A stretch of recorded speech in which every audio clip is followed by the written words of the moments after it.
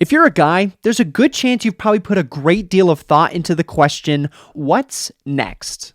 Now, this question can come to you in all kinds of different ways, depending on the stage of life you're currently in. If you're in high school, the question is, where are you going to go to college? What are you going to study? If you're in college, the question then becomes, what are your plans after you graduate? Do you have a job lined up? Are you going to be staying here? Are you moving back home? What are you doing?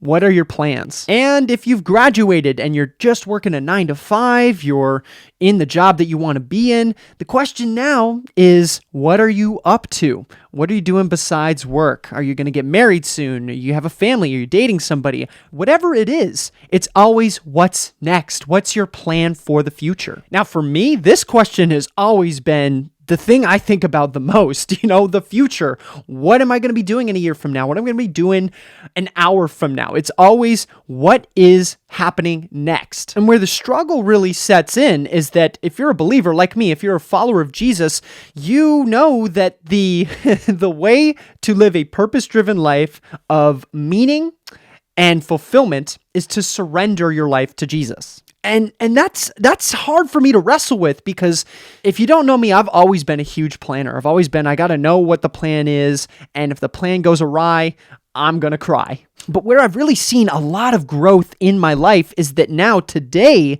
I've just seen how God has softened my heart and made me so different than the person who always needed to have a plan. And so I still feel like a lot of the times, though, that I need to have some sense of direction. And maybe that's you too. You just want to know, what's my next step?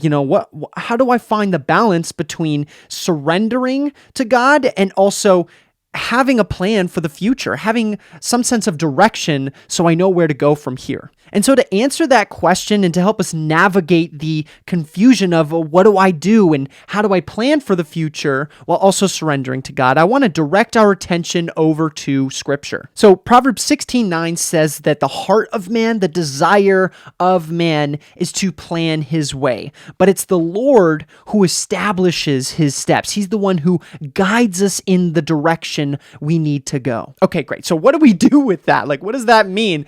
So I want to use this playground illustration, okay? It's something that really helps me comprehend what this verse, I think, is trying to say. So imagine you are back in grade school, you're in elementary, and you head out for recess, right? And you're on this playground, and you're just overwhelmed with what you can do. Do I go over and play some kickball? Do I go hang on the monkey bars? Do I play on the swings? And what God says is that I put you on this playground. You will thrive on those monkey bars and you will thrive over in playing kickball. But I've put you in the playground. Just don't go into the street. Just don't leave the playground. And if that means going here onto the monkey bars, or if it means going there and playing some kickball, then do it. But do it with the heart to serve God, with the heart to surrender and say, God, just use me wherever I go. And it's good to have plans. It's not that Jesus is saying, don't make any plans at all.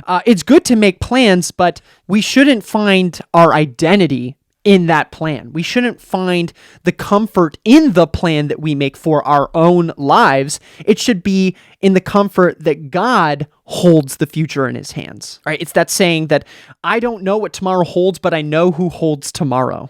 God's sovereignty should be our comfort, not our plan for the future. Because what happens when your plans don't go as planned? So in other words, you can have a plan. A plan is good. A plan is wise for the future to be prepared and to know the direction you're going. But the point here of this verse and of this whole topic is that don't put your identity in that plan. There's one last verse I'll share with you here that really gives some good, peaceful insight to this topic, and it's Psalms 31:14-15. It says, "But Lord, I trust you.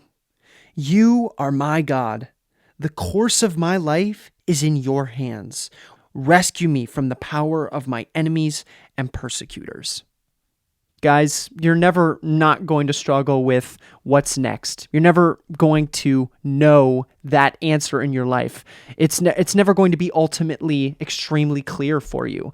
But where you can reside your comfort is in knowing that God holds your future in his hands, that he designed you, he created you intentionally for a reason, and he's not going to abandon you. Put your trust in God for the future. Pray, guys. Pray that God would reveal to you the direction that he wants you to go. And getting in the word, those are the practical things you're looking for of answers. God's living word. Open it up and see what God is going to speak into your life. That is the way that we plan for our future, is residing in God's direction for us and trusting that he will guide us through all of our uncertainties.